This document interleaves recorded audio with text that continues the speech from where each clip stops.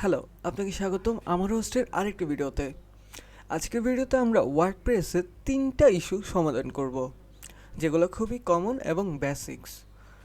So চলেন শুরু করা যাক।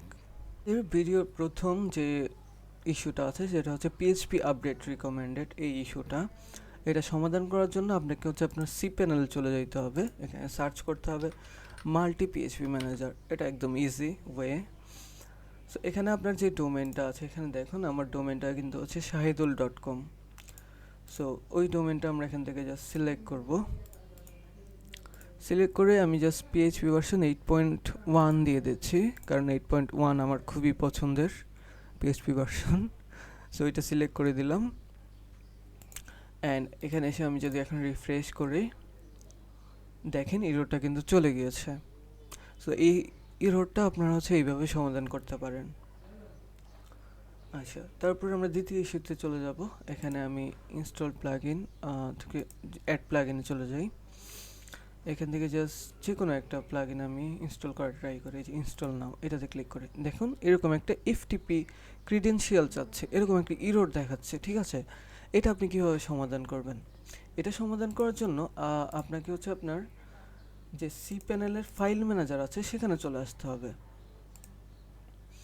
তারপর আপনার যেখানে ইনস্টলেশন রুট ডিরেক্টরি রয়েছে সেটির মধ্যে চলে যেতে হবে। এখন যদি আপনি মেইন সাবডোমেন হয়ে থাকে সেক্ষেত্রে সাবডোমেন, অ্যাডন ডোমেন হলে সেই ডোমেনে আপনি চেক করবেন। আর যদি হচ্ছে মেইন ডোমেনটা থাকে রুটে যেটা, সেটা হলে আপনার পাবলিক HTML এ পাবেন।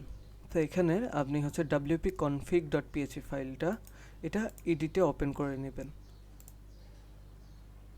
তারপর হচ্ছে ওকে wp settings.php ফাইলের পরেই আমরা হচ্ছে এই কোডটা অ্যাড করে দেব।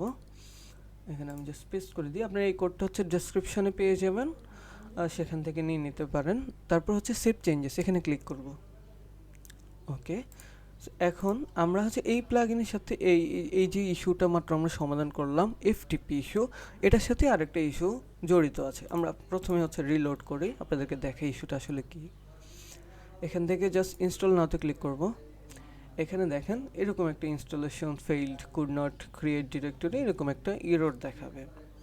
হ্যাঁ, এটা আমরা এখন সমাধান করব। এটা সমাধান করার জন্য আমরা আবারও হচ্ছে আমাদের যে সি প্যানেল ফাইল ম্যানেজার আছে সেখানে চলে যাব, WP কন্টেন্টে চলে যাব।